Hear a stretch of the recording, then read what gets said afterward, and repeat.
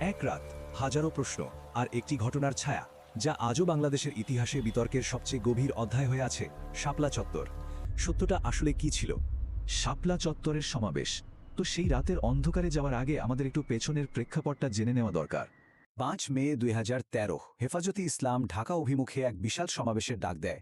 আপনারা হয়তো অনেকেই জানেন, তাদের মূল লক্ষ্য ছিল 13 দফার একটা দাবি উপস্থাপন করা। এর একেবারে কেন্দ্রে ছিল ধর্ম অবমাননার বিরুদ্ধে কঠোর আইন তৈরি করা আর ইসলামী আকিদা রক্ষার বিষয়গুলো। মূলত এই ধর্মীয় আর সামাজিক অনুভূতির টানেই দেশের নানা প্রান্ত থেকে সাধারণ মানুষ এসে জড়ো হয়েছিলেন মতিঝিলের শাপলা চত্বরে। 5 মে রাতের আধার। দিনের বেলার সেই বিশাল জমায়েত সূর্যাস্তের পর থেকেই কিন্তু সম্পূর্ণ ভিন্ন আর ভীতিকর এক রূপ নিতে শুরু করে। সকালের দিকটা কিন্তু একদম শান্তিপূর্ণই ছিল, কিন্তু দিন গড়িয়ে যখন সন্ধ্যা নামল, উত্তেজনা দ্রুত বাড়তে থাকল। আর সবচেয়ে বড় ধাক্কাটা এলো তখন, যখন পুরো এলাকার বিদ্যুৎ সংযোগ বিচ্ছিন্ন করে শাপলা চত্বরকে ঘুটঘুটে অন্ধকারে ডুবিয়ে দেওয়া হলো। এরপর রাত ঠিক 1:30টায় শুরু হয় যৌথ বাহিনী সে আলোচিত অভিযান। ভাবুন তো অবস্থাটা, চারদিকে ভুতুরে অন্ধকার, আর তার ভেতর দিয়ে পুলিশ, র্যাব এবং বিজিবি একযোগে অগ্রসর হচ্ছে। মুহুর্মুহু সাউন্ড গ্রেনেডের কান ফাটানোর শব্দ, চারদিকে কাঁদানো গ্যাসের ধোঁয়া, আর অন্ধকারে টানা ফাঁকা গুলির আলোর ঝলকানি।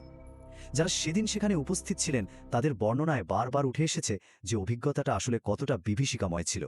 মৃত্যুর সংখ্যার বিতর্ক। অভিযান তো শেষ হলো, কিন্তু আসল বিতর্কটা শুরু হলো এর পরপরই, আর সেটা হলো হতাহতের সংখ্যা নিয়ে। তৎকালীন সরকারের অবস্থান ছিল একেবারে ভিন্ন। রাষ্ট্রপক্ষের ভাষ্য অনুযায়ী সেখানে নাকি বড় কোনো প্রাণহানি বা সংহিংসতার ঘটনাই ঘটেনি। উল্টো সংসদে দাঁড়িয়ে আনুষ্ঠানিকভাবে দাবি করা হয় যে অবস্থানকারীরা নাকি গায়ে লাল রং মেখে আহতের অভিনয় করছিল, আর পুলিশ ডাক দিলেই তারা উঠে দৌড় দিচ্ছিল। মানে সরকারি বয়ানে মৃত্যুর দাবি সম্পূর্ণ নাকচ করে দিয়ে অভিযানটিকে প্রায় রক্তপাতহীন বলা হয়েছিল। মানবাধিকার সংস্থার প্রতিবেদন। কিন্তু সরকারের এই কথার সাথে অন্যান্য দেশীয় ও আন্তর্জাতিক সংস্থাগুলোর রিপোর্টের কোনো মিলই পাওয়া গেল না। পরিসংখ্যানগুলো দেখলে আপনি সত্যি অবাক হবেন। একদিকে সরকার বলছে নিহতের সংখ্যা 0, অন্যদিকে অ্যামনেস্টি ইন্টারন্যাশনাল বলছে অন্তত 44 জন মারা গেছেন। দেশীয় সংস্থা অধিকারের হিসেবে এই সংখ্যাটা 61। আবার এই তো সম্প্রতি আন্তর্জাতিক অপরাধ ট্রাইব্যুনাল বা আইসিটির প্রাথমিক তদন্তে 32 জন নিহতের প্রমাণ পাওয়া গেছে। সংখ্যার এই বিশাল অমিলই বলে দেয় সেদিন সত্যকে ঠিক কতটা আড়ালে রাখা হয়েছিল। লাশের সংখ্যা নিয়ে বিতর্কের পাশাপাশি কিছু গা শিউরে ওঠা অভিযোগও কিন্তু উঠেছিল। বিরোধী দল ও অ্যাক্টিভিস্টরা দাবি করেন, আঞ্জুমানে মফিদুল ইসলামের মাধ্যমে রাতের অন্ধকারেই নাকি 500-এর বেশি বেওয়ারিশ লাশ দাফন করা হয়েছে।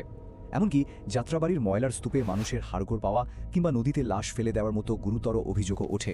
এগুলো হয়তো নিরপেক্ষভাবে যাচাই করা খুব কঠিন, কিন্তু সে সময় মানুষের মনে যে কতটা ভয় আর সন্দেহ ঢুকে গিয়েছিল সেটা কিন্তু স্পষ্ট। এখন প্রশ্ন হলো, সঠিক তথ্য জানা গেল না কেন? মূল কারণ ছিল কাঠামোগত বাধা।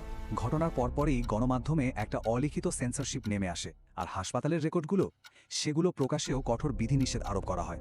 এই যে তথ্য জানার রাস্তাটা পুরোপুরি বন্ধ করে দেওয়া হলো, এটাই মূলত ধোঁয়াশাটাকে আরও দীর্ঘস্থায়ী করেছে। এই তথ্য সংকটের কারণেই আন্তর্জাতিক মহলের ভূমিকাটা জরুরি হয়ে পড়ে।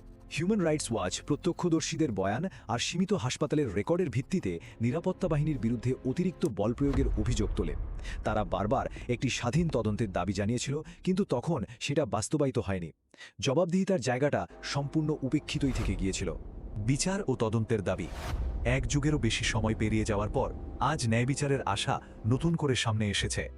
দারুণ একটা খবর হলো, আন্তর্জাতিক অপরাধ ট্রাইব্যুনাল বা আইসিটি সম্প্রতি এই ঘটনাকে কেন্দ্র করে মামলা গ্রহণ করেছে এবং আনুষ্ঠানিক তদন্ত শুরু করেছে। দীর্ঘদিন ধরে থমকে থাকা এই আইনি প্রক্রিয়া 1 দশক পর গতি পেল।